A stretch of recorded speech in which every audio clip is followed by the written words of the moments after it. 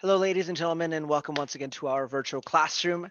Today we are starting something a bit new, and so if it's a tad bit confusing, I don't want you to stress too much about it.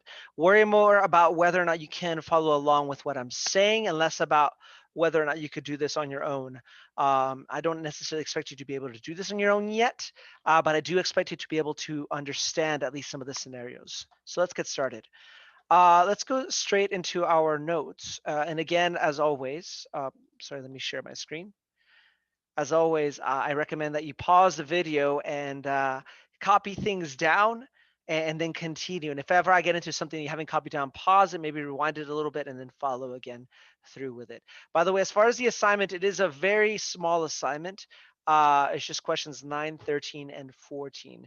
And I'll be um, I'll be very clear about when we're doing those, but worry more about the notes and understanding what this is about. So today we are talking about inequalities. Today we're talking about inequalities. And that may sound like an odd word, except that it's really not. It's something that we use a lot in day to day, especially if you still live at home with your parents, which I know all of you guys probably do. And whenever your parents say something to you like, okay, you must, I don't know, do 3 hours of piano practice or violin practice or trumpet practice or whatever. 3 hours of, or sorry, like if they say like you must do 3 hours of practice a week, at least that much. Or do they say to you, you must practice at least 30 minutes before you can play video games? Or do they say to you, okay, you can only play video games, you can only play less than 3 hours today or something like that, which seems like a lot of time. Uh, Regardless, anytime there's a condition for something, like you must do this much or you cannot do more than this much, we are in essence using what is called an inequality. All right. In fact, if you look at the word inequality, you'll find the word equality right here, which reminds me of an equation. An equation is a form of equality where you have two quantities, for example, something like 3x and 30. And if you make those equal to each other, you now have an equation. We see the equal sign right here. You're saying that this left side is the same as, or it's equal to this right side. Here you find this equality in this equation. Well, in an inequality, that is not necessarily the case. That is not necessarily the case. In fact, it is a mathematical statement or a number sentence, just like the one that we just had. However, that shows that one quantity or one of the sides is greater than or less than, sorry, less than the other. So again, that one side is greater than or less than the other, instead of them just always being equal to each other. Now, you should be familiar with some of those terms. For example, the term greater than.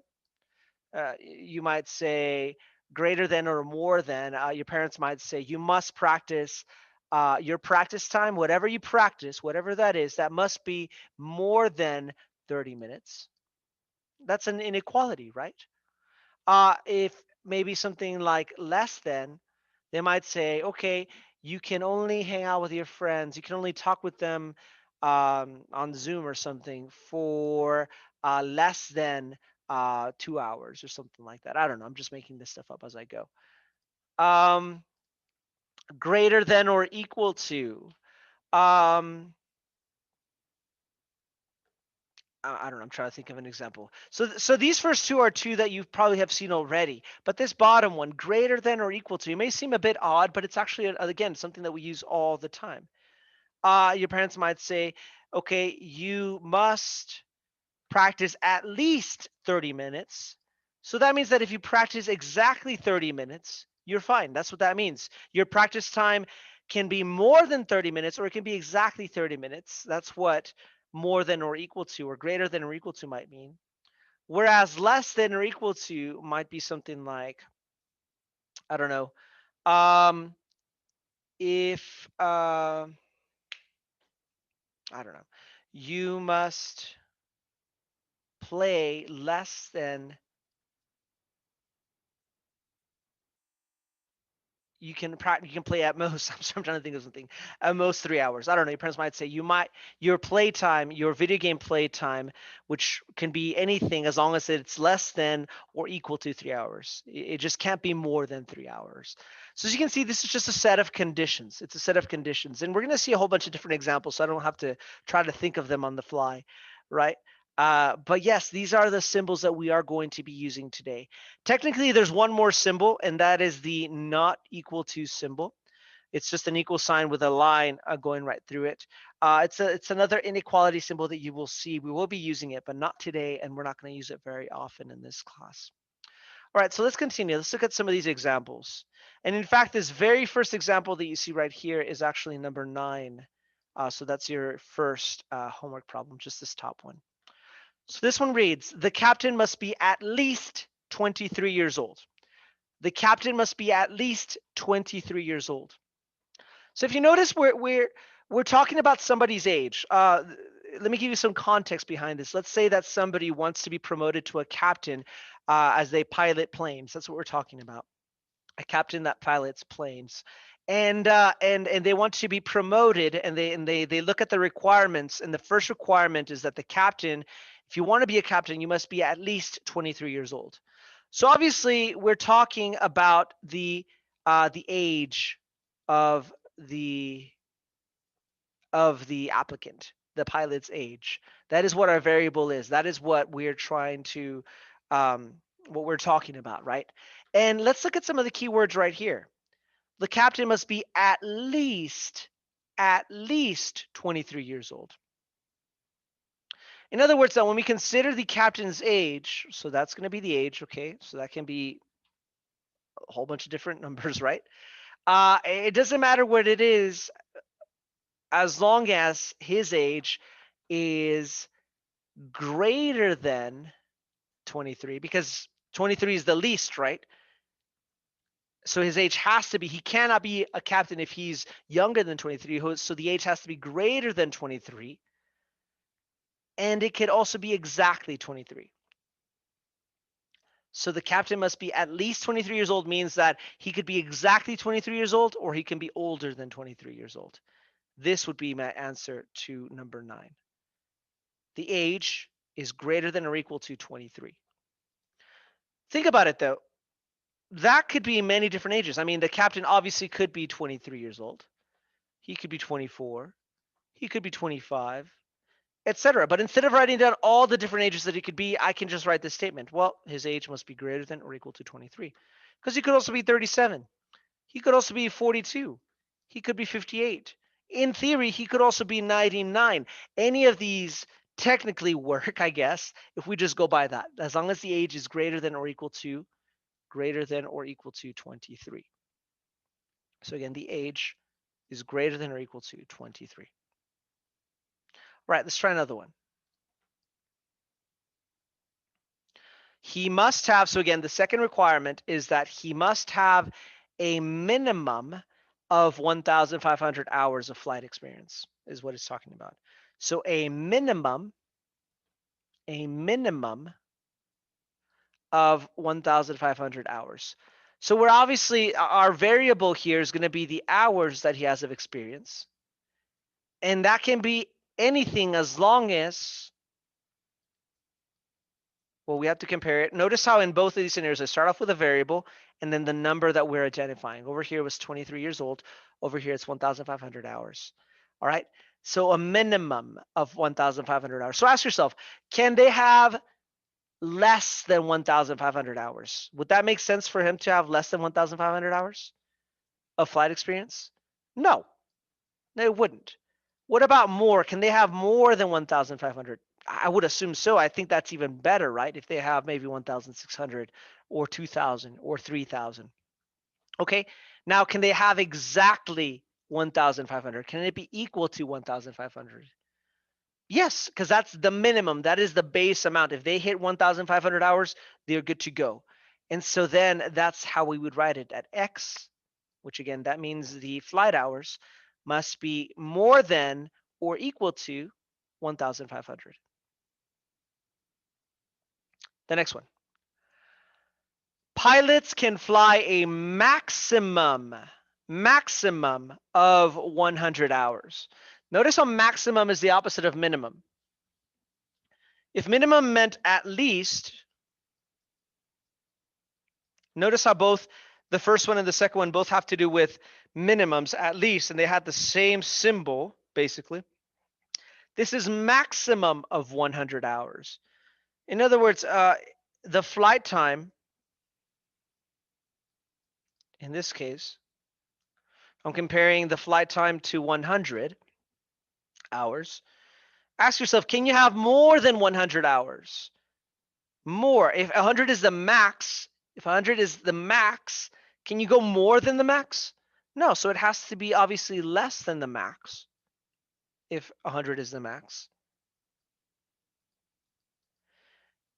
Or you can hit exactly 100. It's like if I said to you the maximum grade you can get in your exam is 100. Could you get a higher grade than 100? No, that is the roof. That is 100.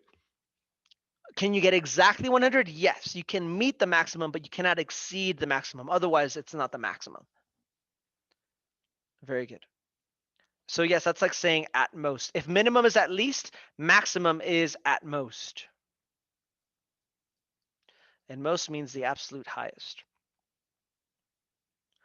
And finally, let's look at this last one where it reads, the pilots may not fly more than 32 hours per week. May not fly more than 32 hours. Okay, so again, we have a variable. And we're comparing it to 32. And that is their flight hours per week, right? That is the variable. I don't know how much that is, but not more than 32. So can it be more than 32? No. So obviously it has to be less than 32. Can it be exactly 32? Yes, that is their maximum. That is the at most that they can do. It cannot be more than 32, but it can be exactly 32. So that would be my inequality. So again, that's all we're really doing today. We're writing inequalities and we're trying to understand what these inequalities actually mean. And on that subject, let's talk about the solution to an inequality. All right. When we were talking about equations, for example, if we had something like 3x is equal to 30. Remember that our goal was always to isolate the variable. So the opposite of multiplying by 3 is to divide by 3. So my x would be equal to 10. Notice how x has to be equal to 10 in this example. There's only one solution. Only 10 will make this work out. However, an inequality is totally different. Let's consider this first one, the one that we got for number 9, which our inequality was that the age had to be greater than or equal to 23. All right. Now, can x only be one number? No. X could be 23. X could be 44. X could be 56. X could be 72. Notice how any one of these numbers, any of them, could be X because all of these numbers, each one of them is greater than 23. And obviously, the answer could also be 23. So all of these numbers are greater than or equal to 23. So when we're looking at the solution of an inequality, it really is any number or all the numbers really that make the inequality true. So when we write our answer, it's not ever going to be just one number. It's going to be a statement like this. It's going to be a whole inequality. X is greater than, instead of writing all those numbers down, you just write X is greater than or equal to 23. And that gives us a very good idea of what it is. Okay. I encourage you to pause this, rewind it, and watch it again if you're struggling to understand the inequalities. But again, we're going to be doing a lot more of these. Let's move on then. Let's talk about what it means to graph an inequality. Graph an inequality. Okay. Let's suppose that your mom or dad said to you, okay, you can play all the video games you want today. However, you have to do me a favor. You have to do more than 3 chores around the house. Your parents say you must do more than 3 chores around the house. All right. So here we have that scenario. If you want to play video games, the chores that you have to do, that's what my variable is. The number of chores has to be greater than 3. All right, number of chores has to be greater than 3. Ask yourself, if you only do 3 chores, are you off the hook? Can you play all the video games you want? No. because you have to do more than 3, not just 3. 3 is not greater than 3. That doesn't work. It has to be something that is greater than 3. So it could be 4, it could be 5, etc. All of these numbers are greater than 3, but 3 is not greater than 3. 4 is, 5 is greater than 3. All right. So now that we understand that, let's go ahead and graph this. And to graph it, it doesn't have to be super pretty as long as it's legible. Uh-oh. There you go. All right. And so I'm going to begin here at number 0. And I'm going to count 1, 2, 3, 4, 5, 6. You don't have to keep going. As long as we can clearly see where you're at on the number line. So we have 1, 2, 3, 4, 5. And I'm not going to write in the negative numbers. I'm just going to denote that they're going this way. All right, so 3 is right here. Now notice, ladies and gentlemen, again, we want to graph the solution to this inequality. We want to somehow say any number that is greater than 3. So what I'm going to do is that I'm going to circle the number 3, but I'm not going to shade it in. Because remember, 3 is not good enough. You need to have more than 3. So I'm going to circle the 3 and then highlight everything that is greater than 3, at least put an arrow that indicates that it's going on forever. Any more chores than 3 are good. As long as you do more than 3, you're good. Again, notice that I use an open circle. I did not shade it in because 3 is my target to beat.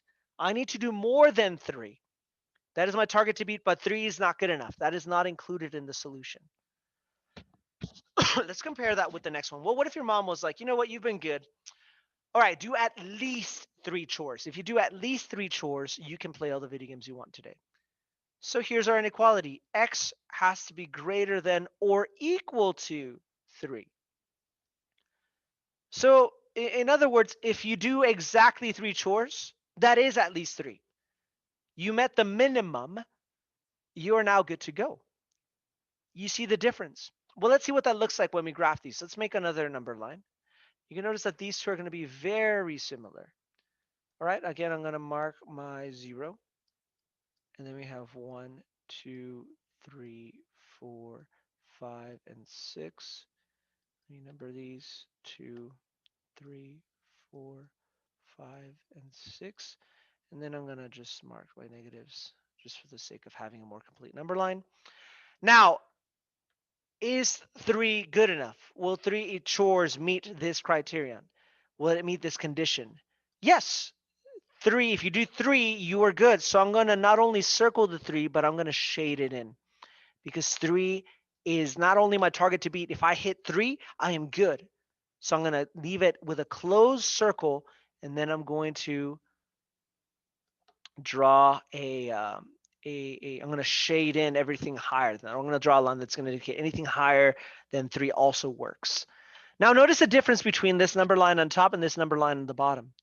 Notice how they both look exactly the same, and they're both highlighting the number 3, except that one of them has an open circle and the other one has a closed circle.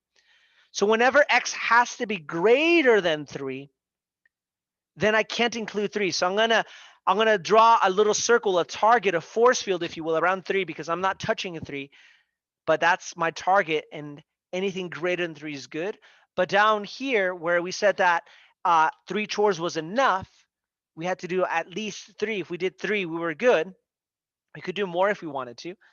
Then I am going to not only circle, but I'm also going to shade in the 3 because that's good.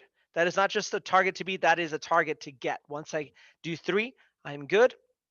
So I'm going to shade it in, and I'm going to shade in everything higher than 3 as well, because those things would work as well. Okay, we're going to work a lot more on this tomorrow, but hopefully that was understanding. Now, a way that you might see a problem like this is number 11, which is not one of our problems for Schoology, though it is on our textbook. But it simply says, graph all the possible solutions for the inequality. X is less than or equal to 2. X is less than or equal to 2. Well, if I were to graph this, then I would make a very simple number line where I have 0 right here. I have 1, 2, 3, and maybe some negative numbers over here. So this is 1, 2, and 3. And x has to be less than or equal to 2 because it can be equal to 2. I'm going to use a closed circle, and then I'm going to shade in everything that is less than 2. So x could be less than, so it could be 1, x could be 0, x could be -1, x could be 1.5, x could be 0.5. Anything that is less than 2, x could be exactly 2. 2 or anything less will fulfill this inequality, will fulfill this condition of what x could possibly be. All right, ladies and gentlemen, let us look at number 13 and 14, which are both some of the numbers that we have to do for our Schoology submission today. It says that she finished the test in no more than 30 minutes. To make a little bit more sense of this, let's say that this was a math test. So she finished the math test in no more than 30 minutes. As you guys know, I often put timers on our tests. And think of it this way. Let's say that the timer was for 30 minutes. All right, so the time I took her test is right here. And we're comparing it with the number 30. Okay, so her time, x, cannot be more than 30. Can it be less than 30? Sure, it can be less than 30. She could have taken 29 minutes. She could have taken 25 minutes. She could have taken 10 minutes. Probably not a good idea, but yes, anything less than 30 is good. Could she have taken exactly 30 minutes? Definitely. She could have used a whole timer. All right. The point here, guys, is I cannot be more than 30 minutes. 30 minutes is the maximum. So this is the solution to this inequality. Just like whenever I put timers on your test, if it's for 30 minutes, what's going to happen after 30 minutes? That's it. It's going to end the test. It's going to submit whatever it is that you have.